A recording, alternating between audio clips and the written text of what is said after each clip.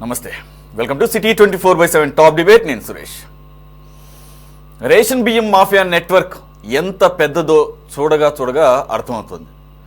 కాకినాడ పోర్టును స్మగ్లింగ్ హబ్గా మార్చారని deputy CM Pawan Kalyan చేసిన వ్యాఖ్యలే ఇందుకు ప్రత్యక్ష నిదర్శనం. మంత్రి నాదెండ్ల తనిఖీలు చేసిన రేషన్ బియ్యం అక్రమ రవాణా ఆగకపోవడం, అధికారులు నిర్లిప్తంగా ఉండడంతో నేరుగా డిప్యూటీ సీఎం రంగంలోకి దిగారు. 3 రోజుల కిందట కాకినాడ కలెక్టర్ సముద్రంలోకి నౌకలో రవాణా చేయడానికి రెడీగా ఉన్న బియ్యాన్ని పట్టుకోవడంతో ఇప్పుడు డిప్యూటీ సీఎం డైరెక్ట్ అటాక్ ఇచ్చారు. స్థానిక ఎమ్మెల్యేతో పాటు అధికారులపై ఫైర్ అయ్యారు. రోజుకు 1000 బియ్యం లారీలకు పైగా వచ్చే పోర్ట్లో 16 మంది సెక్యూరిటీ ఉండడం ఏంటని మండిపడ్డారు. రేషన్ మాఫియా మొత్తం నెట్వర్క్ను బ్రేక్ డౌన్ చేయాలని అధికారులను ఆదేశించారు. ఇక మరోవైపు అదానీ ముడుపుల వ్యవహారంలో జగనన్న వివరణ ఆస్కార్ లెవెల్లో ఉందని షర్మిల వ్యంగ్యాస్త్రాలు సంధించారు. ప్రశ్నలతో కడిగి పారేశారు. జగన్ వివరణ ఇచ్చిన తరహాలోనే అదానీ ఒప్పందంలో జగన్ చేసిన ప్రతి పని చరిత్ర అని కౌంటర్ ఇచ్చారు ఆమె.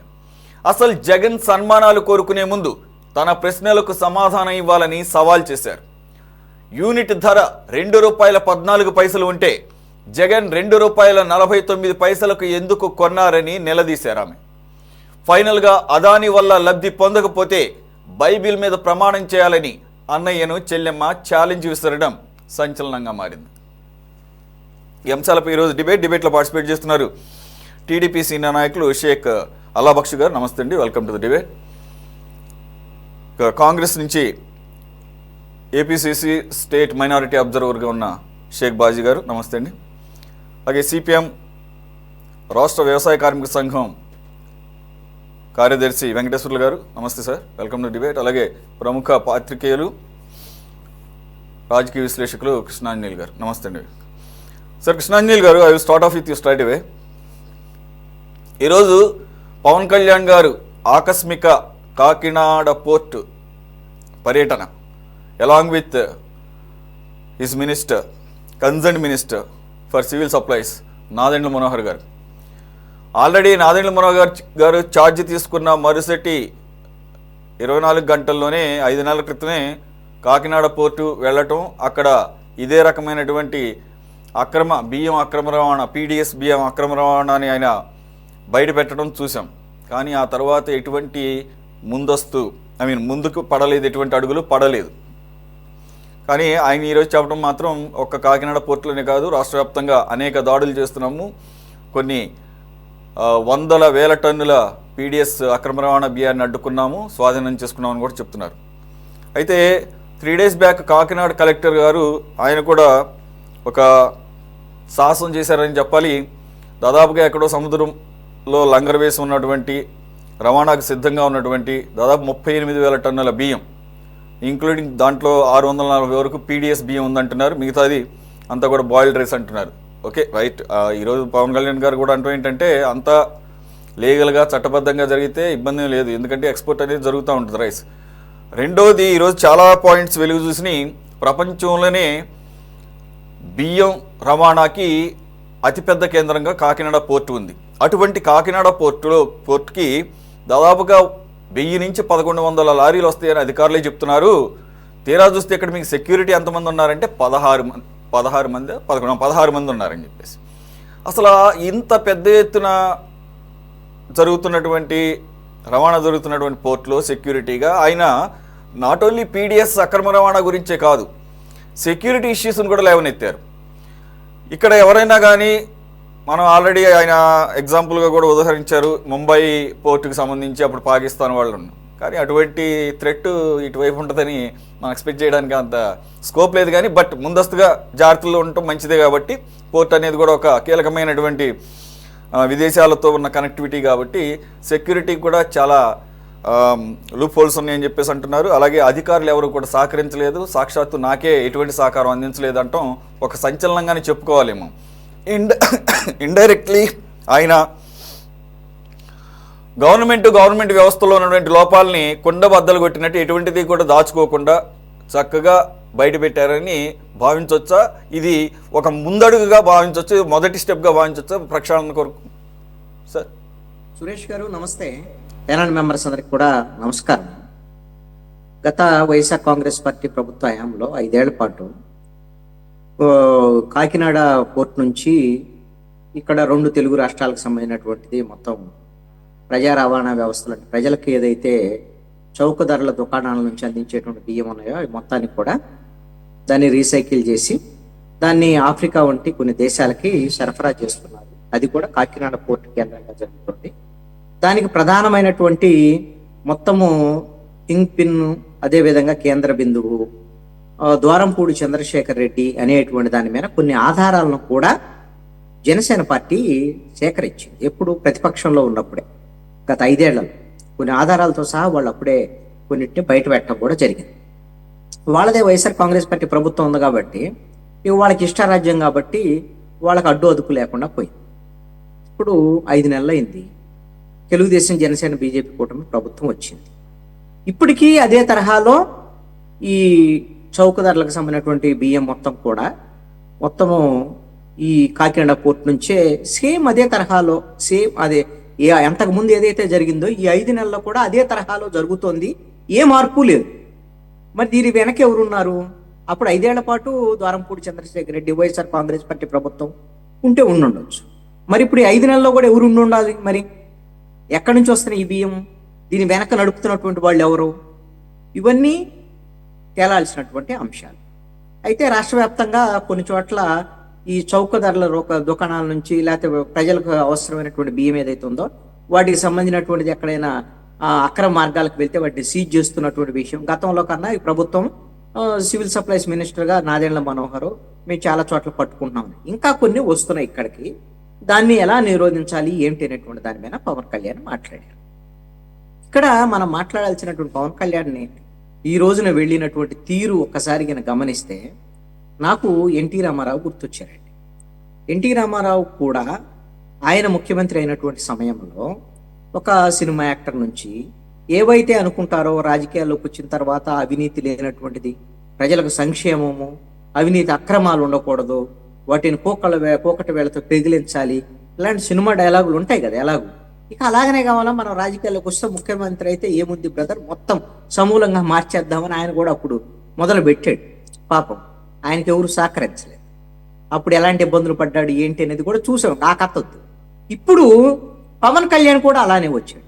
వస్తే Pawan Kalyan as a deputy CM, అదేవిధంగా కన్సర్న్ మినిస్టర్, వీళ్ళకి ఆ పోర్టులోకి వెళ్ళటానికి అనుమతి లేనటువంటి పరిస్థితి ఉంది అంటే, వీళ్ళు అంటే ఇవ్వనటువంటి పరిస్థితి ఉంది అంటే ఏ విధమైనటువంటి ఇబ్బందికి గురి చేస్తున్న ఈ మాఫియా ఎంత బలంగా ఉంది అనేటువంటిది, ఇదే రాజకీయ పార్టీ అయినా కావచ్చు, ఎవరైనా అధికారంలో ఉండొచ్చండి. మాఫియాలదే రాజ్యం. వాళ్ళకి మాఫియాలు ఎవరికి కావాలంటే వాళ్ళకి కావాల్సినటువంటిది వాళ్ళకి వెళ్ళిపోతున్నటువంటి పరిస్థితుల్లో ఏ ప్రభుత్వాలు అయితే ఏముంది. ఇప్పుడైతే తప్పు పట్టాల్సింది ఎవరిని? పవన్ కళ్యాణ్ తప్పు పట్టుతున్నది ఎవరిని అని అంటే తన ప్రభుత్వాన్ని. No doubt. ఎందుకు తప్పు పడుతున్నాడు? తన ప్రభుత్వాన్ని తను తప్పు పట్టి ఎందుకు అబాస్ పాలు కావాలని ఆలోచించడం కాదు. మరి మనం 5 ఏళ్ల పాటు వాళ్ళు తప్పు చేస్తున్నారు, ఇలా అక్రమాలు జరుగుతున్నాయి మాట్లాడినప్పుడు ఇప్పుడు మనల్ని అడుగుతారు కదా, అదే అక్రమాలు ఇప్పుడు జరుగుతున్నాయి, మీరు ఏం చేస్తున్నారు పవన్ కళ్యాణ్, నువ్వు ఏం చేస్తున్నావు నాదెండ్ల మనోహర్ అని అడుగుతారు కదా. అదే చెప్పాడు పవన్ కళ్యాణ్. మరి మమ్మల్ని అడిగేటప్పుడు మనం ఏం చేయాలి? దీన్ని నిరోధించేటువంటి ప్రయత్నం చేయాలి కదా. అంటే ఎవ్వరూ సహకరించేటువంటి పరిస్థితి లేదు. ఆయన ఒకటే చెప్పారు కదా, ఎస్పీ సెలవు పెడతారు ఆయన వస్తే, పోర్టు సీఈఓ లేరు అందుబాటులో, అధికారులు అసలు ఆయన రావద్దని ఆయన్ని ఒక రకంగా అడ్డుకున్నటువంటి పరిస్థితి. మీరు రావద్దండి, వస్తే ఇబ్బంది అని సున్నితంగా చెప్పినప్పటికీ కూడా ఆయన రావద్దని అడ్డుకునేటువంటి ప్రయత్నం జరిగింది. కానీ తప్పనిసరి పరిస్థితులు అనివార్యంగా వెళ్ళాలి అని నిర్ణయించుకొని డైరెక్ట్ ఢిల్లీ నుంచి ఆయనకి అక్కడికి వెళ్ళినటువంటి పరిస్థితి. పోనీ దీని మీద ఏ విచారణ చేయాలి? తప్పు జరుగుతుందని క్లియర్ కట్గా అర్థమవుతుంది, అన్ని ఆధారాలు ఉన్నాయి. ఉంటే ఏం చేయాలి? ఆయన డిప్యూటీ సీఎం, కానీ సివిల్ సప్లైస్ మినిస్టరు. ఏం చేద్దామనంటే ఎస్పీఏ మాట్లాడట్లేదు, లా అండ్ ఆర్డర్ మన చేతుల్లో లేదు. ఇప్పుడు హోంశాఖకు సంబంధించినటువంటి వాళ్ళతో మాట్లాడాలి. ముఖ్యమంత్రి దగ్గర లా అండ్ ఆర్డర్ ఉంది, ముఖ్యమంత్రితో మాట్లాడాలి. ఇది సిఐడి విచారణ చేయాలా, లేకపోతే సిబిఐ విచారణ చేయాలా, అసలు ఈ విచారణకు ప్రభుత్వం అంగీకరిస్తా లేదా, కేంద్ర ప్రభుత్వ పరిస్థితి ఏంటి, ఇవన్నిటి మీద $1 మిలియన్ ప్రశ్నలు ఆయన ముందున్నాయి, పవన్ కళ్యాణ్ ముందున్నాయి. అవేం దాచిపెట్టుకోలేదు ఆయన, అవన్నిటిని బహిర్గత పరిచాడు. ఇది ఒకటండి. పవన్ కళ్యాణ్ నా అబ్జర్వేషన్ ఏమిటి అని అంటే, ఆయన ఏదైతే ప్రజలకు సంబంధించినటువంటి విషయంలో అవినీతి, అక్రమాలు, కుంభకోణాలు జరగకూడదు, ప్రజలకు మేలు జరగాలని తను భావించేటువంటి విషయాలు ఉన్నాయో తను డిప్యూటీ సీఎంగా అవి చెయ్యలేకపోతే తాను ఈ పదవిలో ఉండటం కూడా ఈ ఉపయోగం లేనటువంటి విషయం అని ఆ మాటలు అనకపోయినప్పటికీ కూడా దాన్ని బహిరంగపరిచారు. మా ప్రభుత్వం అయినా సరే మేము కఠినంగా వ్యవహరించేటువంటి విషయంలో ఉంటామనేటువంటిది ఒక ఇది ఇచ్చారు బయటికి, మీడియాకు అదే చెప్పారు, బహిరంగపరిచారు. అధికారులు సహకరించట్లేదు, ప్రభుత్వం కూడా సహకరించట్లేదు. ప్రభుత్వంలో ఉండేటువంటి వాళ్ళ సహకారం లేకుండా కోర్టు నిర్వహణ సంబంధించినటువంటి వ్యవహారాలు ఇవన్నీ ఆంధ్రప్రదేశ్ ప్రభుత్వ పరిధిలో ఉండేటువంటి అంశాలే. దానికి సంబంధించినటువంటి ఆ విషయాల మీద కూడా క్లారిటీ ఇచ్చారు పవన్ కళ్యాణ్. అలాంటప్పుడు 5 నెలల నుంచి 5 ఏళ్లలో జరిగినట్టే వీళ్ళను జరుగుతున్నాయనంటే అందరూ కూడా తలాపాపం కృష్ణాంజలి గారు, ఇప్పుడు మనం కూటమి ప్రభుత్వం యొక్క పనితీరు కానీ వారి మధ్య కోఆర్డినేషన్ కానీ ఈ మధ్య కాలంలో జరిగినటువంటి అసెంబ్లీ సమావేశాలు కానీ రకరకాల సందర్భాల్లో అగ్రనాయకత్వం ఒకరినొకళ్ళు మాట్లాడుకునే సందర్భంలో చూసినప్పుడు మనం ఏం అబ్జర్వ్ చేయొచ్చు అంటే చిన్న చితక ఏదో నాయకుల స్థాయిలో కింది స్థాయి నాయకులు లేదంటే కార్యకర్తల స్థాయిలో చిన్న చిన్న డిఫరెన్సెస్ ఉన్నా కానీ మెయిన్గా ముఖ్యమంత్రి చంద్రబాబు నాయుడు గారికి అలాగే డిప్యూటీ సీఎం పవన్ కళ్యాణ్ గారికి ఒక మంచి అండర్స్టాండింగ్ ఉంది అనేది వారి మాటల్లో అనేక సందర్భాల్లో మనం చూసాం. కాబట్టి ఇక్కడ ఈరోజు ఆయన ఆకస్మిక పర్యటన లేదంటే 1 డే బిఫోర్ ప్లాన్ చేసుకున్నారా, what ever it is, Chandrababu Naidu గారికి తెలియకుండానే ఆయన ఈరోజు పర్యటించారని అనుకోవాలా? అంటే ఒకవేళ అంటే ప్రభుత్వం యొక్క వైఫల్యం కూడా ఉంది, ప్రభుత్వ అధికారుల యొక్క ప్రోద్బలం లేకపోతే ఈ స్థాయిలో స్మగ్లింగ్ జరిగే అవకాశం లేదని అది తేటతెల్లం అయిపోతుంది క్లియర్గా. పవన్ కళ్యాణ్ గారికి అడ్మిట్ చేయడం, we should appreciate him for his courageous outburst, doubt ఏం లేదు, దాంట్లో లోపం ఉందని చెప్పేసి. అయితే ఆయన ఈ మాట కూడా అన్నాడు, ఇక్కడ పార్టీలకు అతీతంగా కొన్ని వేల మంది దీంట్లో ఇన్వాల్వ్ అయ్యి ఉన్నారు, ఇది ఒక కొన్ని సంవత్సరాలుగా దశాబ్దాలుగా ఒక కార్టెల్. మనం జనరల్గా ఈ వర్డింగ్స్ అన్నీ కూడా ఇంటర్నేషనల్ మాఫియా సంబంధించి డ్రగ్ కార్టెల్ అంటుంటారు. ఆ రకమైనటువంటి ఒక కార్టెల్ ఫామ్ అయింది. ఒకడిని సింగిల్గా కింగ్ పిన్ ఉన్నాడు అని చెప్పడానికి లేదు, ఒక సమూహంగా చేస్తున్నారు, చాలామంది ఇన్వాల్వ్ అయ్యారు. ఎందుకనంటే దీంట్లో వేల కోట్ల రూపాయల డబ్బు ఉంది అని చెప్పేసి ఆయన ఆవేదన వ్యక్తం చేయడాన్ని చూస్తే చంద్రబాబు నాయుడు గారి యొక్క ఒక అగ్రిమెంట్ ఈ విషయంలో ఆయన అప్రూవల్ కూడా ఉందని భావించవచ్చా? ఇక్కడ ఒకటండి, చంద్రబాబు నాయుడికి తెలియకుండా పవన్ కళ్యాణ్ వెళ్ళాడు అని అనుకోవాల్సినట్టు డిప్యూటీ సీఎం ఆంధ్రప్రదేశ్ ముఖ్యమంత్రి తెలియకుండా ఆయన ఒక పర్యటనకు వెళ్తాడని అనుకో. కానీ ఆంధ్రప్రదేశ్ కాకినాడ పోర్ట్ నుంచి జరుగుతున్నటువంటి ఎక్స్పోర్ట్కు సంబంధించినటువంటి విషయం చంద్రబాబు నాయుడికి తెలియకుండా కిలో బియ్యం కూడా బయటకు అసలు చంద్రబాబు నాయుడికి తెలియకుండా, చంద్రబాబు నాయుడు అనుమతి లేకుండా వాళ్ళు ఎలాంటి స్మగ్లర్స్ అయినా కావచ్చు, ఇంకోటి అయినా కావచ్చు, ఆయన దగ్గర పవర్ ఉంది. ఆయన ఏమో 5 రోజుల క్రితం రాలేదు ముఖ్యమంత్రి కాదు, 5 నెలల క్రితం ముఖ్యమంత్రి అయ్యాడు. ఇప్పుడు ఇది 6వ నెల నడుస్తున్నటువంటి పరిస్థితి. ఇదంతా ఈ ప్రభుత్వానికి తెలియకుండా జరగదు. మరి ఆ విషయం పవన్ కళ్యాణ్కి తెలియదా? మరి ప్రభుత్వం ఇబ్బందులో పడుతుందంటే నేను ఒకటి చెప్పగలనండి, బయటికి ఎన్ని చెప్పినా సరే 3 పార్టీల మధ్య అంతర్గత పోరాటము, కుమ్ములాటలు తీవ్ర స్థాయిలో జరుగుతున్నాయి అనే దానికి ఇంతకన్నా పెద్ద నిదర్శనం అక్కడ. ఇది నా ఆరోపణ కాదు, నా అబ్జర్వేషన్. చాలా స్పష్టంగా పవన్ కళ్యాణ్ చాలా స్పష్టంగా తను వ్యక్తం చేయదలుచుకున్నాడు, మేము కూటమిలో ఉన్నాం, మీ ఇష్టం వచ్చినటువంటి తప్పులు మీరు గిన చేస్తే మీ తప్పులను మోయటానికి మేము సిద్ధంగా లేవు, తప్పుల్ని ఎత్తి చూపుతాం. ప్రభుత్వం తప్పులు ఉందనుకోండి ప్రజల మధ్య, ప్రజల ముందు వాళ్ళ ఉంటుంది. ఒకవేళ మీరు చెప్పిందే వాస్తవం అనుకున్నా కూడా ప్రజలకైతే మంచిదే, చెక్స్ అండ్ బ్యాలెన్సెస్ మంచిదే. అదే అంటున్నాను, సమస్యలు ఉన్నాయని చెప్పడం, దాని మీద ఒక చర్చ జరగడం, దానికి పరిష్కార మార్గాలు అలాగే సంస్కరణలు చేయటం అనేది కనీసంగా కొన్ని స్టెప్స్ పడితే అంతకన్నా కావాల్సిందే ఉంది. సో పవన్ కళ్యాణ్ ఇప్పుడు ఆల్రెడీ ప్రతిపక్షం లేదు కాబట్టి ఆంధ్రప్రదేశ్ ఇప్పుడు గత 5 సంవత్సరాల వైసీపీ పాలనలో అసలు ఈ రకమైనటువంటి ఇన్ఫర్మేషనే బయటికి రాలేదు. ఇక చెక్స్ అండ్ బ్యాలెన్సెస్ దేవుడు ఎరుగు. కాబట్టి నేనేమంటున్నానంటే ఇప్పుడు రేపు పొద్దున వచ్చిన తర్వాత ఒకవేళ చంద్రబాబు నాయుడు ఇవన్నిటి మీద చర్యలు తీసుకుంటామనే దాని మీద ముందుకెళ్ళారు అనుకోండి, మంచిదే కదా, ప్రభుత్వం ఇప్పుడు తప్పేం లేదు. కానీ తెలియకుండా మాత్రం జరగదు, తప్పులు ఎక్కడ ఉన్నాయో దాన్ని సరిదిద్దుకునేటువంటి ప్రయత్నం ప్రభుత్వం చేయాలి అనేటువంటి పవన్ కళ్యాణ్ ఎత్తి చూపారు. అదే ఇప్పుడు కేంద్ర ప్రభుత్వ స్థాయిలో కూడా ఇది కేంద్ర పెద్దలకు కూడా తెలిసే జరుగుతుందని చెప్పేసి అంటున్నారు. ఎందుకంటే మరి వేల కోట్ల రూపాయలు ఇన్వాల్వ్ అయ్యి ఉన్నాయి. ఎవడికి అవసరం లేదు, పార్టీ ఫండ్ ఎలక్షన్స్ వచ్చినాయంటే డబ్బులు కావాల్సిందే. కాబట్టి ఏంటంటే నేనేమంటున్నానంటే కనీసంగా చర్చ జరిగి దీనిలో సగం ప్రక్షాళన జరిగిన బాగుపడేది కొంత మేలే కదా. కాబట్టి దాన్ని మనం ఆహ్వానిద్దాం సార్. రైట్, మనకి టీడీపీ ప్రతినిధి ఉన్నారు, ఆయన ఏమంటారు చూద్దాం. షేక్ అలాబక్ష్ గారు, welcome to the debate. Sir, Krishnanjali గారు క్లియర్గా చెప్పారు, ఓకే కూటమిలో అంతర్గత కుమ్ములాట్లు మీరేం కొట్టుకుంటే మాకెందుకండి, మా బియ్యం అది మా జనాలకు సంబంధించింది, అది ఏంటి ఫ్రీగా కేంద్ర ప్రభుత్వం ఫ్రీగా పంచి పెడుతుంది, లేదంటే రూపాయి. అది ఈరోజు పవన్ కళ్యాణ్ గారు నిన్నటి వరకు అనుకున్నాము ఆఫ్రికా దేశాల్లో ఈ బియ్యానికి మంచి డిమాండ్ ఉంది, మహా అయితే 40 రూపాయలకో 45 రూపాయలకో అమ్ముతున్నారేమో కేజీ అనుకుంటా, 70 రూపాయలు అంటే అంత డిమాండ్ ఉంది ఇంటర్నేషనల్ మార్కెట్లో. అందుకనే అనుకుంటా ఎట్టి పరిస్థితుల్లో డిప్యూటీ సీఎం పవన్ కళ్యాణ్ అయితే ఉంది, ఎవరైతే ఉంది ఆయన ఆఖరికి it's Stella L the name of the shape and it belongs to Panama country, but the rice is destined to the western Africa countries. అంటే వాళ్ళు దాన్ని బుక్ చేసుకుంటారు, ఆఫ్రికా కంట్రీకి సప్లై చేయటం.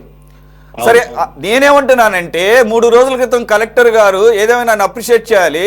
He ventured out into the sea, ఆ సముద్రం మధ్యలోకి వెళ్ళి ఆయన పరిశీలించి పీడిఎస్ బియ్యం 640 టన్నులు ఉన్నాయి, మొత్తం 38,000 టన్నులు అని చెప్పేసి ఆయన ఈరోజు బయట పెట్టడమే ఈ రకమైనటువంటి చర్చకి ఒక రకమైన కలకలానికి కారణమైంది.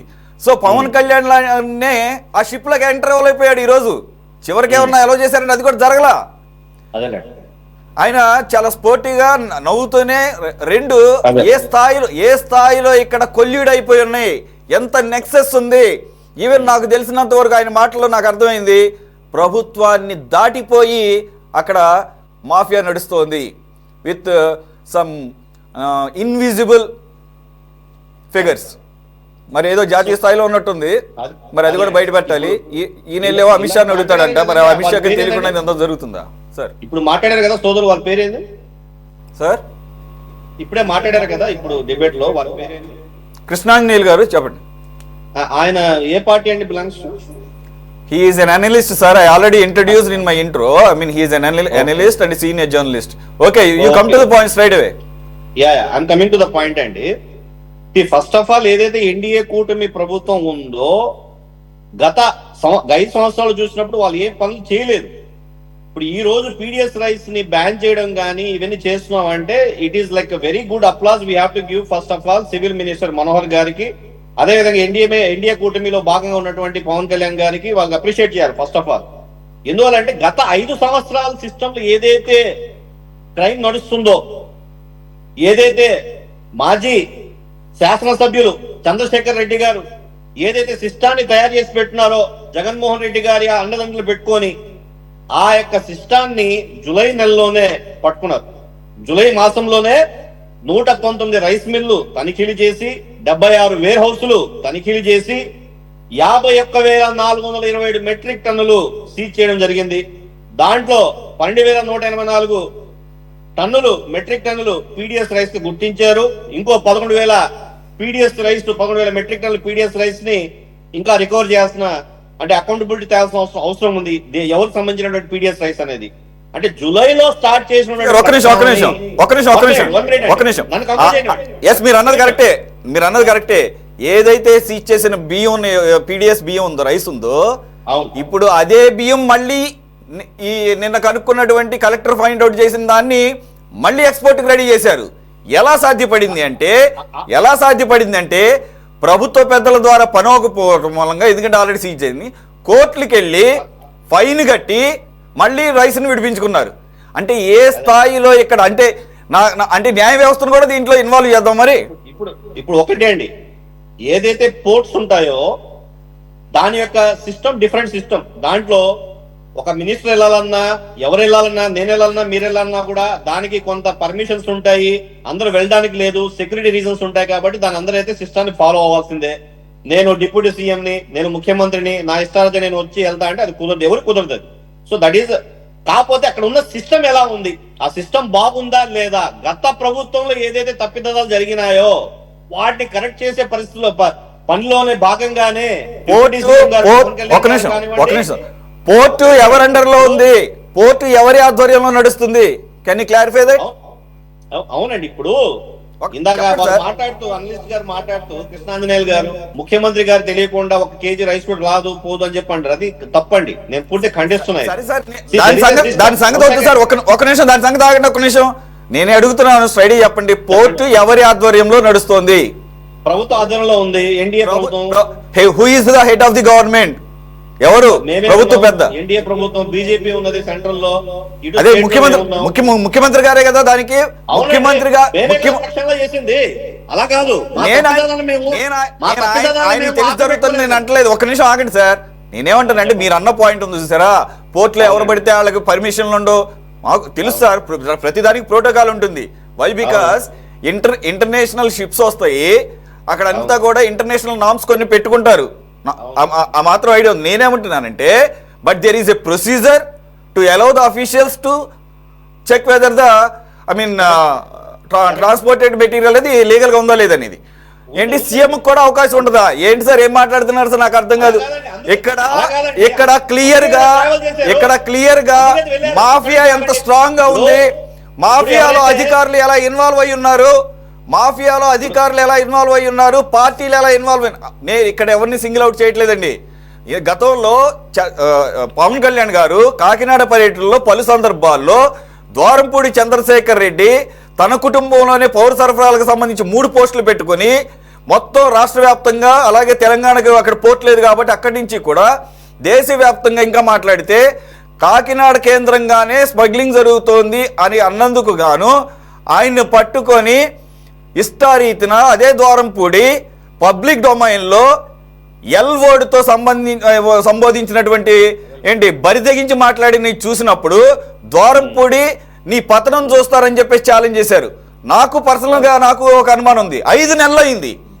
The very first week Nadendla Manohar గారు పట్టుకున్నదే కాకినాడ పోర్ట్లో. మళ్ళీ అదే బియ్యాన్ని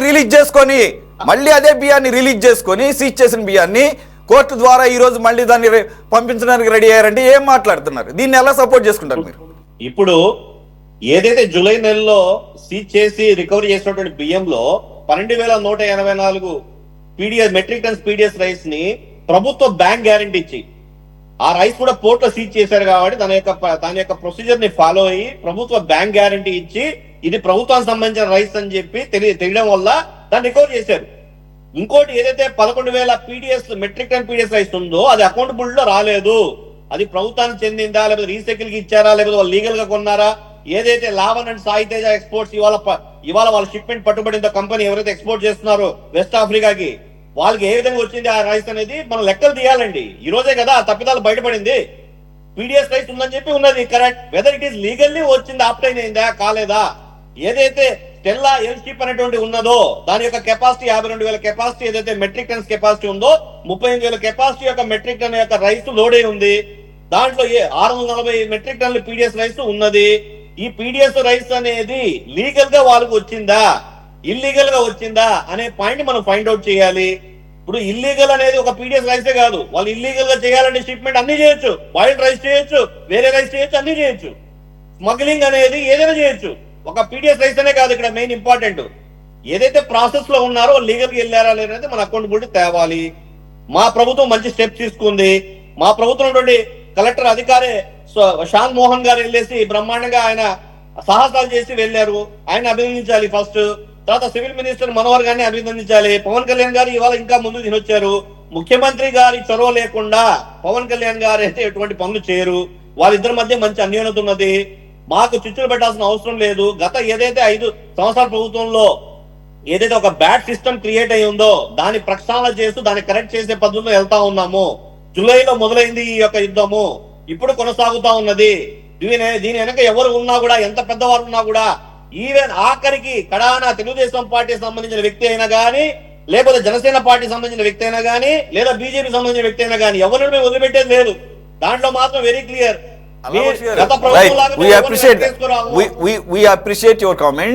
మీరు కడాన తెలుగుదేశం కాదు సార్, వినండి, కడాన తెలుగుదేశం కాదు, అన్ని పార్టీల వాళ్ళు దీంట్లో ఇన్వాల్వ్ అయి ఉన్నారు కాబట్టి ఒకరికొకరు పార్టీలకు సంబంధించినటువంటి భేదభావాలన్నీ పక్కన పెట్టి చక్కగా ఫ్రెండ్లీ అట్మాస్ఫియర్లో చక్కగా జనాలకు ఇచ్చినటువంటి ఏదైతే మనం పన్నులు కట్టిన డబ్బులతో ప్రభుత్వం కొని మళ్ళీ అదే ప్రభుత్వం ప్రజలకి పంచిపెడుతుంటే ఆల్మోస్ట్ ఫ్రీగా ఇస్తుంటే దాన్ని దశల వారీగా చెక్ పోస్టుల దగ్గర మామూళ్ళు ఇచ్చుకుంటూ కాకినాడ పోర్టు దాకా మధ్యలో ఎన్ని చెక్స్ ఉంటాయండి? అంటే ఏ స్థాయిలో కొల్యూడ్ అయ్యారు, ఏ స్థాయిలో నెక్సెస్ ఫామ్ అయిందండి? మొత్తం ఒక్క నిమిషం సార్, సిస్టమ్ క్రియేట్ అయింది. ఏదైతే ఈ పబ్లిక్ డిస్ట్రిబ్యూషన్ సిస్టమ్ రైస్ ఏదైతే ఉన్నదో ఆ యొక్క రైస్ ని ఒక మాఫియా తయారు చేసబడింది. అదే ఇవాళ పవన్ కళ్యాణ్ గారు చెప్పింది కూడా అదే. ఇది నాట్ ఓన్లీ ఒక పార్టీ, 2 పార్టీలో, 3 వ్యక్తులు, 10 వ్యక్తులు కాదు, 10,000 మంది ఇన్వాల్వ్ అయినారు దీంట్లో. 10,000 people are involved in this mafia. దీన్ని ఖచ్చితంగా సెంట్రల్ దాంట్లో తీసుకెళ్తారు, సెంట్రల్ మినిస్టర్ కూడా చెప్తారు. ఆయన వాళ్ళ దగ్గర కూడా ఈ యొక్క సబ్జెక్ట్ ని పెడతాము, దాంట్లో ఎవరెవరు ఇన్వాల్వ్ అయినారు అందరినీ కూడా బయట తీసి అందరినీ కూడా శిక్షార్హులు చేస్తాము. దాంట్లో ఈ ప్రభుత్వం ఎటువంటి దాంట్లో ఆగే ప్రసక్తే లేదు. మేము ముందడుగులో ఉన్నాము. దిస్ ఈజ్ ఓన్లీ ఇప్పుడు ఫస్ట్ స్టెప్ అయింది జూలైలో, ఇవాళ 2వ స్టెప్ అయింది. రేపు దీనిపైన యాక్షన్ తీసుకుంటాం. అది ఎవరైనా విడిచిపెట్టేది లేదు దాంట్లో. Irrespective of the party, whoever behind of this, we are not going to leave it. If it is so, ఎందుకంటే ప్రహ్లాద్ జోషి గారు కూడా తీసుకెళ్తాం ఈ విషయాన్ని. రైట్ కానీ పవన్ కళ్యాణ్ గారు చెప్పిన మాటల ద్వారా అర్థమైందంటే it's not such an easy task, but any single step towards that we will do welcome it, appreciate it. Baji గారు సార్, ఇక్కడ ఇంకొక విషయం మనం చాలా సీరియస్గా తీసుకోవాలి. పవన్ కళ్యాణ్ గారు చెప్పింది అందరికీ తెలుసు, వేల కోట్ల రూపాయలు ప్రభుత్వం దగ్గరేమో సంక్షేమ పథకాలు ఖర్చు పెడదామంటేనేమో ఆలోచించాల్సినటువంటి పరిస్థితి నిధుల్లేమితో ఒక పక్కన ఉంటే, ఏది ట్యాక్సులన్నీ కలెక్ట్ చేసి ఈ స్థాయిలో బడ్జెట్లు పెట్టుకొని ప్రజలకి సంక్షేమ పథకాలకి రోడ్లు వేయడానికే లేని పరిస్థితుల్లో ఈ ఒక చిన్న సమూహంగా ఫామ్ అయ్యి మాఫియాగా ఫామ్ అయిన వాళ్ళ చేతుల్లో పెద్ద ఖర్చు కూడా దీంట్లో పెడుతున్నారేమో. అంటే పెట్టుబడి కూడా ఏం లేదనుకుంటా, ఈ ఒక కార్టిల్ మెయింటైన్ చేయడమే పెద్ద పెట్టుబడి అనుకుంటా. ఎందుకంటే బియ్యం పబ్లిక్ మార్కెట్లో చాలా తక్కువ కొంటున్నారు, వాళ్ళు ఇవ్వడానికి కూడా అంతే సిద్ధపడతారు. ఎందుకంటే అది ఫ్రీగా వచ్చినా లేదా అక్కడ స్టార్ట్ అయితే దాదాపుగా 70 రూపాయలు కేజీ ఇంటర్నేషనల్ మార్కెట్లో అమ్ముతున్నారంటే ఎన్ని వేల లక్షల కోట్లు సంపాదిస్తున్నారండి వీళ్ళు. ఆయన చాలా ఆవేదనతో మాట్లాడాడు. నిజంగా అది చాలా క్రూషియల్ పాయింట్, అడ్రస్ చేయాల్సిన పాయింట్. అంటే ఒక ప్యారలల్ గవర్నమెంట్కి ఎలా అయితే బడ్జెట్ సమకూరుతుందో ఆ రకంగా కొంతమంది వ్యక్తులు సంపాదించుకుంటున్నారు అన్నమాట. సురేష్ గారు, ముందుగా మీకు అట్లాగే మన సిటీ 24/7 వీక్షకులకి, ప్యానెల్స్లందరికీ కూడా శుభ సాయంత్రం. నేను ఇక్కడ ఒక చిన్న శ్రీశ్రీ గారి ఆయన రచించిన ఒక అద్భుతమైన కవితను చెప్తాను. పొలాలనన్నీ హలాల దున్ని ఇలాతలంలో జనాలందరికీ కడుపుని నింపి విరామ మెరుగ పరిశ్రమించే కర్షక వీరుల ధర్మజలానికి ఖరీదు కట్టే షరాబులు ఎవరై. ఇక్కడ ఏదైతే రైతు అరుగాలం కష్టపడి పండించి బంగారు బియ్యం రాసుల్ని అందిస్తున్నాడో అవి ఓడలెక్కుతున్నాయి, తీరాలు దాటుతున్నాయి. మరి పేదవాడి కడుపు నింపాల్సిన బియ్యం మరి కొంతమంది జేబులు నింపుతున్నాయి. ఇది సత్యం. నేను రైస్ ఇండస్ట్రీకి సంబంధించిన వ్యక్తిని, మీకు అందరికి తెలియదు. ఈ సబ్జెక్ట్ మీద నా దగ్గర చాలా ఇన్ఫర్మేషన్ ఉంది. మనం దీన్ని పొలిటిసైజ్ చేయకుండా కనుక నిజాయితీగా మాట్లాడుకుంటుంటే కనుక ఇది ఈవేళ ఆంధ్రప్రదేశ్లో ఈ ప్రభుత్వం వైఫల్యం చెందిందా, ఆ గత ప్రభుత్వంతో జరిగిందా, ఇంకో ప్రభుత్వం జరిగిందా కాదండి. ఇది దశాబ్ద కాలం నుంచి జరుగుతున్న అతి పెద్ద వ్యాపారం, మాఫియా వ్యాపారం. ఈవేళ దాదాపు మన 1,20,00,000 టన్నుల నాన్ బాస్మతి బియ్యం ఈ దేశం నుంచి బయటకు వెళ్ళిపోతున్నాయి. అందులో సింహభాగం దాదాపు 60% పైగా పీడిఎస్ బియ్యమే. ఇది వినటానికి మన ఆశ్చర్యకరంగా ఉన్నా కానీ ఇది సత్యం. దీనికి కారణం ఏంటి? దీనికి ఈవేళ రూపాయికి ప్రజలకి బియ్యం ఇస్తున్నారు. ఆ రూపాయి ఇచ్చే బియ్యాన్ని ప్రజలు కార్డుల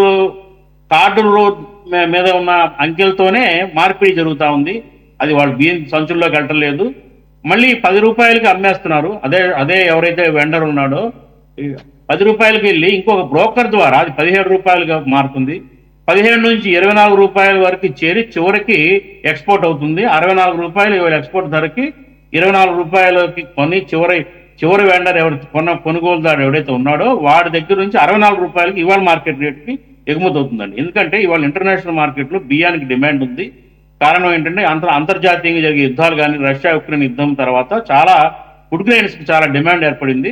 ఆ నేపథ్యంలో 64కి వెళ్ళింది. గతంలో 38, 39, 40 రూపాయలు ఉండేది ఆ రైస్. ఇక్కడ ఇంకొక దీనికి ప్రధాన కారణం ఏంటంటే కేంద్ర రాష్ట్ర ప్రభుత్వాల టోటల్ వైఫల్యాలు. ముఖ్యంగా నేను నిందించేది కేంద్ర ప్రభుత్వాన్ని. ఎందుకంటే ఇప్పుడు ఇది కాదండి, దీంతో పాటు మీరందరూ కూడా చర్చించిన అంశం ఇంకోటి ఉంది. మన సోకాల్డ్ ది గ్రేటెస్ట్ ప్రధానమంత్రి గారు ఇవాళ 17,000 కోట్ల రూపాయలు వెచ్చించి ఈ పీడిఎస్ బియ్యంలో ఎఫ్ఆర్కే రైస్ కల్పిస్తున్నాడు. అది ఒక పెద్ద mafia. FRK fortified rice kernels అనే గింజల్ని, కృత్రిమ బియ్యాన్ని, దాంట్లో విటమినైజ్డ్ బియ్యం, ఐరన్ కానివ్వండి, B12 కానివ్వండి, అలాంటి విటమిన్స్ తోటి కలిపి నూకల్ని పౌడర్ చేసి ఆ పౌడర్లో ఈ విటమిన్స్ కలిపి మళ్ళీ కృత్రిమ బియ్యం తయారు చేసి వాటిని కిలో 70 రూపాయలకు కొని ఈ 100 కిలోల బియ్యంలో 1 కిలో చొప్పున కలిపి మరీ ఇస్తున్నారు. దీని బడ్జెట్ 17,000 కోట్లు ప్రయాణం. ఏదైతే ఈ 15,000 కోట్ల బియ్యం, ఈ బియ్యం అన్నీ కూడా ఓడలెక్కుతున్నాయి. ప్రజల కడుపుల్లో గంటల్లా, పేదోడి కడుపుల్లో గంటల్లా, ఎవడు తింటలేదు. ఇది ఫ్యాక్ట్. ఇది అందరికీ తెలిసిన సత్యమే. ప్రతి పీడిఎస్ బియ్యాన్ని పట్టుకుంటే, ఆటోలో వెళ్ళే పీడిఎస్ కానివ్వండి, ట్రాక్టర్లో వెళ్ళేది కానివ్వండి, సైకిల్ మీద పట్టుకుంటే మన జేబులు నిండుతాయని చెప్పేసి పోలీస్ అధికారులు కానివ్వండి, నిఘా అధికారులు కానివ్వండి, ఊళ్ళూరి ఎగబడల్లా మరి పీడిఎస్ కోసం వెతుకుతూ ఉంటారు రోడ్ల మీద. సో ఎందుకంటే వాళ్ళ జేబులో కాసిన మామూలు వస్తాయి. అలా ఒక పెద్ద మాఫియా ఇంకోటండి, కాకినాడ నుంచి వెళ్తున్న బియ్యం మన రాష్ట్రమే కాదు, భారతదేశంలో ఉన్న అనేక రాష్ట్రాల నుంచి కలెక్ట్ అయిన బియ్యము. అనేక రాష్ట్రాల ఎగుమతిదారులు కాకినాడ నుంచి, కాండ్లా నుంచి, కృష్ణపట్నం నుంచి, రకరకాల పోర్టుల నుంచి ఈ బియ్యం దేశం దాటుతున్నాయి. దీనికి బాధ్యులు ఎవరు? దీన్ని ఎలా అరికట్టాలి? ఇది ప్రజాధనం. దాదాపు పీడిఎస్ కోసం కేంద్ర ప్రభుత్వం 3,30,000 కోట్ల రూపాయలు వెచ్చిస్తూ ఉంది. సో ఇదంతా కూడా వృధా అయిపోతుంది. ప్రజలు దీన్ని ఆలోచించే గతంలో ఏంటంటే మనీ ట్రాన్స్ఫర్ సిస్టమ్ పెడదాము అని మోడీ గారే ఆలోచించి విరమించారు దీన్ని. ఎందుకంటే ఇప్పుడు ఈ రైతులు పాపం అన్యాయం అయిపోతున్నారు. రైతుకి గిట్టుబాటు ధర దొరకట్లా. ఇవాళ రైతుకి ఏంటంటే ఒక క్వింటాల్ ధాన్యం ఉత్పత్తి చేయాలంటే 2,000 రూపాయలు ఖర్చు అవుతుందండి. కానీ ప్రభుత్వం ఇస్తుంది 2,300 రూపాయలు. అది గిట్టుబాటు ఎంఎస్పి. అది ప్రభుత్వం ప్రకటించిన ఎంఎస్పి 2,300. అది గిట్టుబాటు ధర కాదండి, ఓన్లీ మద్దతు ధర, మినిమం సపోర్ట్ ప్రైస్. గిట్టుబాటు ధర కావాలంటే 3,000 పైన రావాలి. అయినా కానీ పాపం రైతులు పండిస్తానే ఉన్నారు, భూములను వృధా వదులుకోలేక, నష్టమైనా కానీ, గిట్టుబాటు కాకపోయినా కానీ. అలాంటి రైతును ఆదుకోవాల్సింది పోయి, రైతు ప్రతిఫలం పొందాల్సింది పోయి, మధ్యలో బ్రోకర్స్, వ్యాపారులు, ఎక్స్పోర్టర్స్ బిలియనీర్స్ అయిపోతున్నారు. అది ఇవాళ ఉన్న ముఖ చిత్రం. దీన్ని ఎలా అరికట్టాలి? దీన్ని ఎలా ప్రజలు తినే బియ్యం ఇవ్వాలి? ఇవాళ మన రాష్ట్రంలో మన ప్రజలందరూ కూడా, ఈవెన్ కూలీ నాలి చేసుకునే వాళ్ళు కూడా సన్న బియ్యం తింటున్నారు, బీపీటీలు తింటున్నారు. అవి మార్కెట్లో ఇవాళ రేటు 65 రూపాయలు, 70 రూపాయల వరకు ఉందండి కిలో. ఆ ప్రొడక్టివిటీ పెంచాలి. ఏదైతే ఇప్పుడు పీడిఎస్ అని అనుకుంటున్నామో అది 1010, 1001 అనే ఒక నెంబర్, కొద్ది దొడ్డు రకం వెరైటీ రైస్ ఆఫ్రికన్ కంట్రీస్ వాళ్ళు ఇష్టంగా తింటారు. ఆ బియ్యాన్ని ప్రజలకు ఇచ్చే లాభం ఏంటండి? ఇంకొకటి ఏంటంటే, ఇంకొక విచిత్రమైన విషయం, పంజాబ్ లో అగ్రస్థానంలో ఉంది బియ్యం ప్రొక్యూర్మెంట్. అవును, పంజాబ్ లో బియ్యం తినరు, హర్యానాలో బియ్యం తినరు, యూపీలో బియ్యం తినరు. అక్కడ ప్రొడక్షన్ అంతా కూడా ప్రొక్యూర్మెంట్ చేసి చౌక డిపోల ద్వారా సప్లై చేసిన బియ్యం అంతా మనకే వస్తున్నాయి, ఇటు ఎక్స్పోర్ట్ వెళ్ళిపోతున్నాయి. ఆ అవసరం ఏముందండి? కేంద్రం యొక్క తప్పుడు విధానాలు, బ్యూరోక్రాట్స్ పట్టించుకోకపోవటము, వాళ్ళ రాంగ్ పాలసీస్ వల్లే ఇవాళ ప్రజా సొమ్ము యథేచ్ఛగా మరి అక్రమదారులు జేబులు నింపుతున్నాయి. ఇది అరికట్టాలంటే కేంద్రం మేల్కోవాలి. ముందు కేంద్రం ఈ పాలసీస్ని మార్చాలి. ఈ బియ్యం నువ్వు ప్రొక్యూర్మెంట్, ఉదాహరణ కొద్దిగా నా టైం ఇవ్వండి సురేష్ గారు, ఎందుకంటే ఇంపార్టెంట్ సబ్జెక్ట్. ఇప్పుడు మన రాష్ట్రంలో ప్రజల అలవాట్లు వేరు. మనం సన్న బియ్యం తింటాం. మీరు కేరళ వెళ్తే బాయిల్డ్ బియ్యం తింటారు, దొడ్డుగా ఉండేది. తమిళనాడులోకి వెళ్తే స్టీమ్ రైస్ ప్లస్ బాయిల్డ్ కలిపి తింటారు. మీరు బెంగాల్ వెళ్తే ఇంకో రకం తింటారు. అంటే ఒక్కొక్క రాష్ట్రంలో ఉన్న ఆహారపు అలవాట్లు, బియ్యం తినే అభిరుచులు వేరువేరుగా ఉన్నాయి. మీరు ఒకే రకం బియ్యం అందరికి తోసేస్తే ఎవరు తింటారండి అది? కాబట్టి ప్రభుత్వం ఏంటంటే, కేంద్రం ఏం చేయాలంటే, ఏ రాష్ట్రంలో పండే బియ్యాన్ని, ఏ రాష్ట్రంలో ప్రజలు బియ్యం ఏ ఏ ఏ బియ్యం తింటారో అది గమనించి ఆ బియ్యాన్ని ప్రొక్యూర్ చేసి ప్రజలకు అందిస్తే ప్రజలు తింటారండి. 70 రూపాయలు పెట్టి కొని తినాల్సిన అవసరం లేదు ఇవాళ ప్రజలు. వాళ్ళ ప్రభుత్వం కనుక బీపీటీ బియ్యమే కొంచెం సబ్సిడైజ్డ్ రేట్లో ఇస్తే కనుక 1 రూపాయి ఇవ్వక్కర్లా, 15 రూపాయలకి ఇచ్చినా ఆనందంగా కొంటారు. ఎందుకంటే మార్కెట్లో 70 రూపాయలు ఉంది వాళ్ళది. సో ఈ రకంగా పాలసీల్లో లోపం వల్ల ఇవాళ రైతు కష్టం అక్రమార్కుల జేబులు నింపుతుంది. ప్రజా సొమ్ము, ప్రజాధనం అంతా కూడా వృధా అయిపోతుంది. కాబట్టి దీన్ని మౌలికంగా కేంద్రం, ఎందుకంటే ఫుడ్ పాలసీ అన్నది కేంద్ర అధీనంలో ఉన్న పాలసీ. రాష్ట్రాలు ఏమి చేయలేవు. రాష్ట్రాలు ఓన్లీ అడ్మినిస్ట్రేషన్ మాత్రమే. ఇది కేంద్రం అధీనంలో ఉంది. రైస్ పాలసీ అన్నది, ప్రొక్యూర్మెంట్ అన్నది. ఏదైతే సబ్సిడీ రూపంగా ఇవాళ రాష్ట్రంలో జేబులో డబ్బులు ఇవ్వట్లేదండి. ఇది స్టేట్ గవర్నమెంట్ కి సబ్సిడీ రూపంగా కేంద్రం రాష్ట్రాలకు ఇస్తుంది. సో రాష్ట్రాలు ఏంటంటే ఓన్లీ అడ్మినిస్ట్రేషన్. దీన్ని ఈ ration card, white card holders కి బియ్యం సప్లై చేస్తున్నారు అంతవరకే. ఇది టోటల్ గా కేంద్ర అధీనంలో ఉంది. కేంద్రంలో పాలసీలు మారాలి. అప్పుడే దీన్ని మనం అరికట్టగలుగుతాము. పవన్ కళ్యాణ్ గారు మాట్లాడారు, ఆయన ఎలుకని పట్టబోయి పెద్ద పుల్ని పట్టుకొచ్చారు. ఆయన ఎలుక ఎవరో అందరికి తెలిసిందే. ఆయన రాజకీయ కోణంలోకి వెళ్ళి ఆయన ద్వారంపూడి చంద్రశేఖర రెడ్డి గారి మీద పగతో ఆయన పట్టుకొని ఆయన చేసిన ప్రతిజ్ఞను నెరవేర్చుకోవాలని చెప్పేసి గవర్నమెంట్ అధికారంలోకి వచ్చిన దగ్గర నుంచి స్టార్ట్ చేశారు. ఇది ముందు మన మనోహర్ గారు వెళ్ళారు, అక్కడ అన్ని గోడౌన్ తనిఖీ చేశారు. ఇదేంటా అని చూశారు, ఆయనకు అర్థం కాలా. తర్వాత మళ్ళీ అసలు ఎందుకు పట్టుకోలేకపోతున్నారు, అసలు మనల్ని అవమానించిన ఒక నాయకుడిని పట్టుకురావట్లేదు ఏంటని పవన్ కళ్యాణ్ గారు వెళ్ళారు. వాళ్ళ ఆయనకి పెద్ద పుల్ని పట్టుకున్నారు.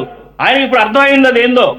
నిజానికి ఏంటంటే చంద్రశేఖర్ రెడ్డి గారు ఆయనకి బియ్యం వ్యాపారంతో సంబంధం లేదు. మీకు మీ విషయం చెప్తాను, నేను ఆ ఇండస్ట్రీ మనిషిని కాబట్టి చెప్తున్నాను. ఆయన చేయట్లేదు వ్యాపారం. ఆయన తమ్ముడు గారు ఈ రైస్ ఎక్స్పోర్టర్ అసోసియేషన్ గౌరవాధ్యక్షుడు. సో ఆయన చేయట్లేదు. ఆయన రొయ్యల వ్యాపారం, రొయ్యల ఎక్స్పోర్ట్స్ ఉన్నాయి, అడపాదడపా చేస్తున్నారు. కానీ ఎక్స్పోర్ట్స్ జరిగేదంతా కూడా దాదాపు వందలాది మంది ఎగుమతిదారులు ఉన్నారు, వాళ్ళ బియ్యం అది. సో అక్కడికి వెళ్తే ఏమి ఈ పాట, లేకపోతే ఈ పాటకి చంద్రశేఖర రెడ్డి గారిని మరి ఆయన చేసిన ప్రతిజ్ఞ ప్రకారంగా చొక్కా పట్టుకు తెచ్చుకునే వాళ్ళే. దొరకలేదు వాళ్ళు. చాలా విషయాలు చెప్పారు. Because as you mentioned you belong to that industry. అయితే ఇక్కడ one of the export company, అంటే మేబీ ఆయనది పాత్ర తక్కువ అయితే ఉండొచ్చు, లేదంటే కనుక ఇంకా పెద్ద పెద్ద చేపలు ఉంటే ఉండొచ్చు ద్వారంపూడితో పోల్చుకునే. బట్ వాళ్ళ బ్రదర్ ద్వారా మానస ఎక్స్పోర్ట్స్ అనేది ఒకటి ఉందట ట్రైనింగ్, మానస ట్రేడింగ్ అనేది. సరే ఇక్కడ మరి అంత ఎదురుగా దగ్గరలో ఉంది కాకినాడ, వాళ్ళ అడ్డా అది, అంత మనీ ఇన్వాల్వ్ అయినప్పుడు ఎలా వదులుతారు? వదలకుండా ఉంటారు. సరే చూద్దాము. ఇక్కడ అందుకని పర్సన్ గా వద్దులేండి. మనం ఇప్పటివరకు ఎలా అయితే ఒక బ్రాడ్ ఆస్పెక్ట్ లో మనం డిబేట్ కంటిన్యూ అవుతుందో, మనకి ఇంకొక కన్సర్న్డ్ వ్యవసాయ కార్మిక సంఘానికి రాష్ట్ర కార్యదర్శిగా ఉన్నారు వెంకటేశ్వర్లు గారు. మనం ఆయన ఇన్పుట్స్ చూద్దాం. సార్, ఈరోజు పవన్ కళ్యాణ్ గారు నిజంగా కనుక ఆయన బాజీ గారు అన్నట్టు మొత్తానికి ఏదో పట్టుకుందాం అని వెళ్తే పెద్ద పులి దొరికింది అనుకున్నప్పుడు పెద్ద పులి మీద స్వారీ చేయటం అంత ఈజీ కాదంటారు, తెలుసు కదండి. అది మరి ఆ రకంగా ఆయన స్వారీ చేయగలడంటారా, లేకపోతే మధ్యలోనే పెద్ద పులి డామినేట్ చేస్తుందంటారా? అది పక్కన పెడితే రెండు ఆల్టర్నేటివ్ మెథడాలజీస్ దీనికి కంట్రోల్ చేయడానికి బాజీ గారు లాగా మీరు ఇచ్చేటటువంటి ఇన్పుట్స్. సారీ, మీ దగ్గర కొద్దిగా లేట్గా వచ్చాను. I think you can understand the situation. అందరికి నమస్కారం. మంచి చర్చ.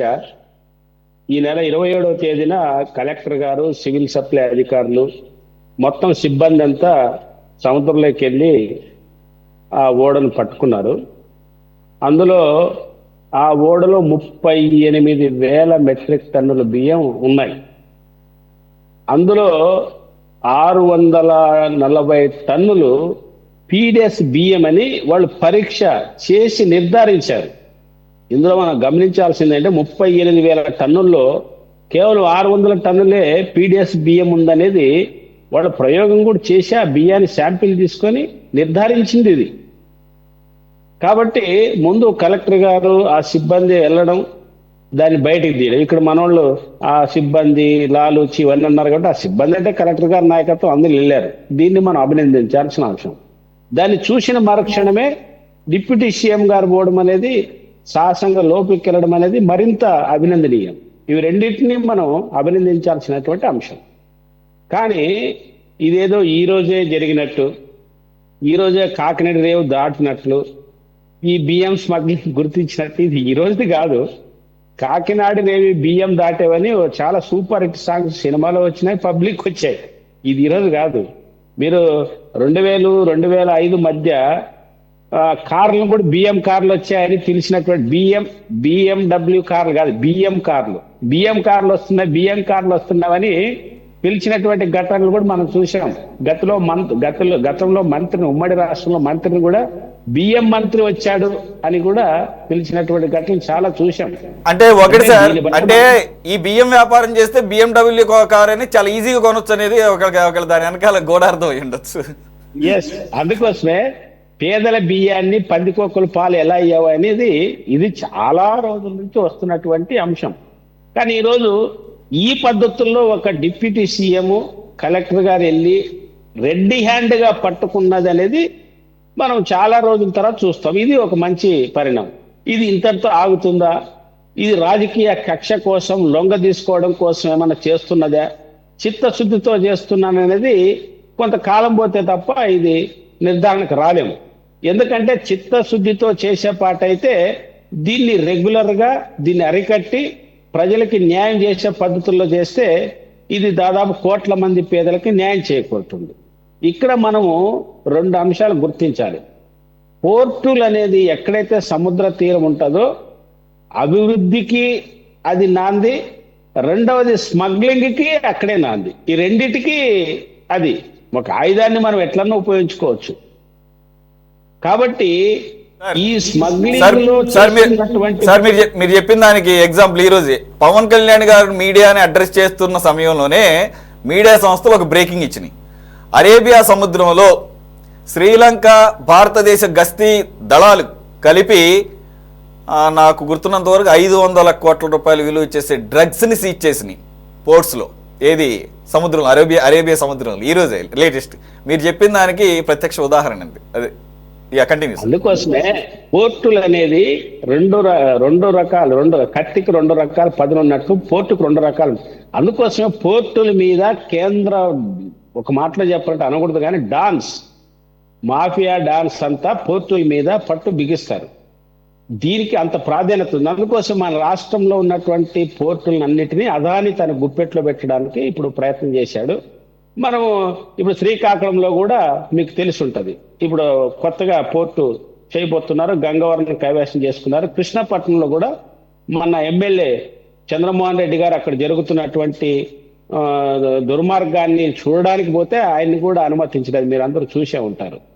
కాబట్టి పోర్టుకి పెద్ద మాఫియా కేంద్రాలు ఉన్నదని మనకు జగమెరిగిన సత్యం. కాబట్టి కాకినాడ పోర్టు అనేక దశాబ్దాలుగా ఈ బియ్యానికి మారుపేరుగా ఉంది.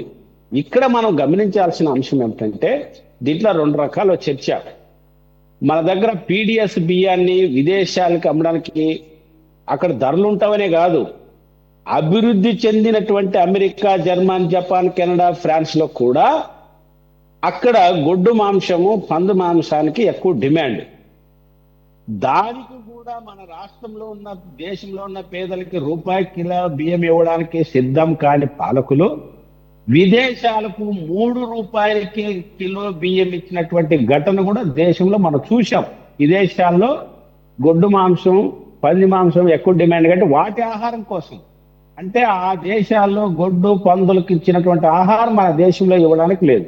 రెండో అంశము, మనవాళ్ళు చర్చల్లో ఇదే పక్కదారి, ఈ బియ్యం ఎవరు తినరు, దీన్ని కాబట్టి 10 రూపాయలకు అమ్ముకుంటారు, ఇది తప్పు. ప్రపంచ దేశాల్లో అత్యంత వెనుకబడి పేదరికం, ఆహారం తక్కువగా ఉపయోగించినటువంటి దేశాల్లో 111వ స్థానంలో మన దేశం ఉందనేది మర్చిపోవద్దు. అంటే ఈనాటికి పీడిఎస్ బియ్యానికి అత్యంత ప్రాధాన్యత ఉంది. ఇప్పటికీ 180% గ్రామీణ పేదలు ఆ బియ్యం తింటున్నారు. రాయలసీమ ఉత్తరాంధ్ర ప్రాంతాలు అవి ప్రధానంగా ఉంటున్నాయి. ఇప్పుడు మనోళ్ళు కొంతమంది ఏం చెప్తున్నారంటే వెంటనే సైక్లింగ్ 10 రూపాయలకు అమ్ముతున్నారు లేదా ఎవరు మధ్య తరగతి లేదా కొంత చేయి తిరిగేటోళ్ళు తప్ప ఎక్కువ మంది పేదలు. రెండో అంశం ఏంటి, గత ప్రభుత్వం ఏం చెప్పింది, సన్న బియ్యాన్ని సప్లై చేస్తాం రేషన్ బియ్యంకి అని చెప్పారు. ఎక్కడైనా చేశారా? చేయలేదు. అంటే అంత మాటల గారిడి. మూడో అంశం ఏమిటంటే ఈ మధ్య కాలంలో మన కాంగ్రెస్ నాయకులు చెప్పారు, ప్రజా పంపిణీ వ్యవస్థకు ఒక చారిత్రక నేపథ్యం ఉంది. దాదాపు 50వ దశకంలో ఇది ఏర్పడింది. ఏమిటి దీని ఉద్దేశం? ప్రజా పంపిణీ అనేది 2 ఆలోచనల కోసం. ఒకటి, రైతులు పండించిన ధాన్యాన్ని కొనుగోలు చేయడానికి FCI ఏర్పడింది, ఫుడ్ కార్పొరేషన్ ఆఫ్ ఇండియా. రైతులకు గిట్టుబాటు ధర కల్పించడం కోసం FCI ద్వారా సేకరించడం, పేదలకు అందుబాటు ధరలో బియ్యం అందించడానికి FCI ద్వారా కొనుగోలు చేయడం. ఇది ఈ కాలంలో FCIని నిర్వీర్యం చేసింది కేంద్ర ప్రభుత్వం. ఫుడ్ కార్పొరేషన్ ఆఫ్ ఇండియా నిర్వీర్యం చేసి దాన్ని ప్రైవేట్ పరం చేయడానికి పూనుకున్నది. అందుకోసమే FCI ద్వారా మన రాష్ట్రంలో మీరు చూస్తే ఇక్కడ రైతులు పండించిన ధాన్యానికేమో గిట్టుబాటు ధర ఉండదు, పేదలు కొనుక్కునే వాటికేమో అందుబాటు ధర ఉండదు. అంటే ఇంత విచిత్రం ప్రపంచంలో ఏ దేశంలో ఉండదు. దీనికి ఒక పార్టీ, ఒక రాజకీయ నాయకుడు ఒకరిని అనడానికి లేదు. దీనికి వ్యవస్థీకృతంగా మొత్తం నిర్దిష్టమై కేంద్రీకృతమై ఉంది. దీనికి ప్రభుత్వాలు మారచ్చు తప్ప విధానంలో మార్పు రాదు. దీనికి ఏ ప్రభుత్వం మరి ఆ మాటకు వస్తే మరి ఇంతకంటే ముందు 5 ఏళ్ళు వెనకపోతే తెలుగుదేశం ప్రభుత్వం ఉంది. అప్పుడు కూడా పెద్ద ఎత్తున స్మగ్లింగ్ జరిగిందని ఆనవాళ్ళు మనం చూసాం. ఆ తర్వాత వైఎస్ఆర్సీపీ ప్రభుత్వం వచ్చింది. ఇప్పుడు మీరు పేర్లు నాకు మేము వ్యక్తిగత దాడి చేయం. ఇప్పుడు ఆయన ఎవరో చేశారంటున్నారు. మరి చేస్తే మరి ముఖ్యమంత్రి గారు వెంటనే స్పందించి అటువంటి వాళ్ళని మాఫియాని పట్టుకొని శిక్షించడానికి మనం పూనుకుంటే ఇంకొకరు ఆ రకమైన చేయడానికి చేస్తారు. కానీ దీని ఎన్నుకున్నటువంటి కొంతమంది ఉన్నారంటే ఎవరు డీలర్లో లేకపోతే రాజకీయ నాయకులు లోకల్ అధికారులు ఉంటారు. ఇక్కడ డీలర్స్ అసోసియేషన్ తరఫున వాళ్ళు చాలాసార్లు చెప్పారు, ఈ బియ్యం కూడా మంత్రులు, ముఖ్యమంత్రులు ఇట్లాంటి వాళ్ళంతా కింద స్థాయిలో పర్యటన చేయాలన్నప్పుడు ప్రభుత్వం ఖర్చు చేయాలి, ప్రభుత్వం దగ్గర డబ్బులుండు. ఇది కూడా ఒక వ్యాపారం. అంటే డీలర్లు ప్రతి జాయింట్ కలెక్టర్కి లేదా లోకల్ అధికారులకి నెలకి ఇంత ఇవ్వాలి. మీకు చాలా మంది తెలుసు, ఇది తెలియదని నేను అనుకోవట్లేదు కాబట్టి ఇవ్వాలి. అందుకోసమే ఆ బియ్యం ఇచ్చిన దానికి మిగిలింది వ్యాపార మార్కెట్లో జగమెరిగిన సత్యం అధికారులకంటే తెలిసింది. అంటే ఈ PDS బియ్యం కూడా రాజకీయ నాయకుల మీటింగ్లకి, సభలకి ఒక వనరుగా ఉంది. అంటే ఇది వ్యవస్థీకృతమై ఉంది. ఇది డీలర్లు అడిగితే చెప్తారు, మనం పైపైన చూస్తే కాదు. అందుకోసమే ఈరోజు పవన్ కళ్యాణ్ గారు వెళ్ళడం అనేది చాలా హర్షణీయము, అభినందనీయము. కానీ దీన్ని ఈ రోజు ఏదో ప్రచారం కోసమో అనేది కాదు. కానీ ఉద్దేశం ఏమంటే సివిల్ సప్లై మినిస్టర్ వాళ్ళకు సంబంధించిన వాళ్ళు కాబట్టి అది కూడా ఒక చర్చ జరుగుతుంది. అటువంటిది రాకుండా ఇది ప్రభుత్వంలోనే ఒక నిగ్గు తీర్చే పద్ధతుల్లో, అవినీతిని అరికట్టే పద్ధతుల్లో పవన్ కళ్యాణ్ గారు దీన్ని ఈ రోజుతో కాకుండా కంటిన్యూ దీన్ని ఆపేంత వరకు, దీని సంగతి తేల్చే వరకు అట్లా ముందుకు పోతే దానికి ఉపయోగకరంగా ఉంటుంది. అటు కాకుండా ఏదో ఒక రోజు ప్రచారం కోసం చేస్తే లేదా ప్రభుత్వంలో తమ ముద్రని వేసుకోవడానికి చేస్తే అది ఈ రోజు కాకపోయినా రేపైనా ప్రజలు గుర్తిస్తారు. కాబట్టి ఇది మనం చేయాల్సింది. అందుకోసమే ఇప్పుడు మనోళ్ళు చెప్తున్నారు, ఈ పోర్టు అయినా ఆ పోర్టు అయినా గంగవరం పోర్టు అయినా అదాని యొక్క ప్రత్యక్షమైన ముద్ర. నేను అనుకుంటున్నా పవన్ కళ్యాణ్ గారు కూడా రేపొద్దున కాకినాడ పోర్టుకు పోయినట్ల కృష్ణపట్నం పోర్టుకు పోయినా లేదా ఇంకొక పోర్టుకు పోయినా రేపు అనుమతించకపోవచ్చు. అందుకోసం ఇది కేంద్రంలో ఉన్నటువంటి మాఫియా, కార్పొరేట్లు అందరూ కలిసి ఉన్నటువంటిది. ఇప్పుడు ఉదాహరణకి ఎన్నికల ముందు అంటే పోలింగ్ జరిగే ముందు 5 లక్షలు విలువ చేసే డ్రగ్స్ విశాఖపట్నం ఓడరేవుకి వచ్చిందని మనమంతా చర్చించాం. ఏమైంది ఇప్పుడు? అది ఆ డ్రగ్స్ ఎక్కడుంది? ఎవరు దానికి అనుమతించారు? ఎవరు దాని నాయకత్వం వహించారు? ఎవరు సప్లై చేస్తున్నారు? ఎవరైనా ఇప్పుడు దాకా బయటికి పెట్టారా? చంద్రబాబు నాయుడు గారు అన్నాడు 5 లక్షలు విలువ చేసే డ్రగ్స్. ప్రభుత్వం వచ్చింది కదా, ఇప్పుడైనా మీరు హ్యాండ్ ఓవర్ చేసిన దొంగలు శిక్షించాలి కదా. వాడు ఎవరైనా ఏ పార్టీ అయినా శిక్షించాలి కదా. ఆ ధైర్యం చేయగలుగుతారా? కాబట్టి ఇప్పుడు ముఖ్యమంత్రి గారు రేపైనా ఎక్కడో Latin America countries, South America, Colombia లేదా బ్రెజిల్ అటువైపు నుంచి వచ్చిన అది, దాని సందర్భంగానే అప్పటి నుంచి ఎస్కోబార్ అంటుంటారు చంద్రబాబు నాయుడు గారు. ఎవరు జగన్మోహన్ రెడ్డి గారిని ఉద్దేశించి. మరి ఆ పాబ్లో ఎస్కోబార్ని మరి పట్టుకునే కార్యక్రమం కూడా ఏం చేయలేదు, కనీసంగా అసలు ఫాలో అప్ కూడా లేదు. అది వైజాగ్ వచ్చింది, వైజాగ్ తర్వాత అక్కడికి ఇంకా వేరే దేశం ఏమన్నా వెళ్ళిపోయిందా, పంపించేశారా, అసలు ఏ మాత్రం ఫాలో అప్ లేదు దాని మీద. సరే, తర్వాత ముఖ్యమంత్రిగా చంద్రబాబు నాయుడు గారు ఈ మధ్య కాలంలో పదే ఎమ్మెల్యేలు ఎవడు దొంగ వ్యాపారం చేస్తున్నాడు, ఎవరు మద్యం వ్యాపారం చేస్తున్నాడు, ఎవరు ఇసుక అమ్ముతున్నారో మాకు అందరూ తెలుసు, మీ ద్వారా జరుగుతుంది అని హెచ్చరిక కూడా చేశారు. అంటే ఆయన తెలిసిందే కదా, నిర్దిష్టంగా తెలుసు కాబట్టి వాళ్ళకి తెలియదని కాదు, తెలుసు. ఇప్పటికైనా ముఖ్యమంత్రి గారు లేదా ఉప ముఖ్యమంత్రి గారు వాళ్ళు క్యాబినెట్ 4వ తేదీ క్యాబినెట్ ఉంది, ఈ క్యాబినెట్ లో ఈ అవినీతి పైన, ఇసుక మాఫియా పైన, బియ్యం మాఫియా పైన సీరియస్ గా తీసుకోవాలి. రెండవ అంటే నగదు బదిలీ ఒక చర్చ లేవదీశారు. నగదు బదిలీ అనేది అత్యంత ప్రమాదకరమైంది. నగదు బదిలీ ప్రవేశపెట్టడం అంటే ఆహారాన్ని పేదలకు లేకుండా చేయడమే. మార్కెట్ లో ధరలు విచ్చలవిడిగా పెరిగిపోతాయి. పాలగుమ్మ సాయినాథ్ సురేష్ లాంటి ఒక మంచి జర్నలిస్ట్ ఆయన ఒక మాట చెప్పాడు, మనం ప్రస్తుతం గ్యాస్ ఎట్లయితే బుక్ చేసుకుంటామో వారం 10 రోజుల ముందే, రానున్న కాలంలో కూడా బియ్యం బుక్ చేసుకునే రోజులు రాబోతున్నాయి అని చెప్పాడు. కాబట్టి ఇలాంటి మేధావులు ముందే గుర్తించి చెప్తున్నారు. అటువంటి పరిస్థితి మన రాష్ట్రంలో కూడా రాబోతుందేమోనని ఒక ఆందోళన, భయం మాత్రం కలుగుతుంది. బుక్ చేయడం ఒకటే వద్దు, ఎప్పుడైతే ఈ గ్యాస్ కి సంబంధించి మొత్తం మీరు పే చేసేయండి సబ్సిడీతో సహా, మేము మీకు అమౌంట్ వేస్తాం అన్నాడు కదా, ఎంత పడుతుంది సార్? మనందరికీ తెలుసు 12 రూపాయలు. 12 రూపాయలు. నాకు గ్యాస్ 12 రూపాయలు వస్తుందండి, చాలా పెద్ద మొత్తం వస్తుంది. అదే సార్ నేను కూడా చెప్పేది,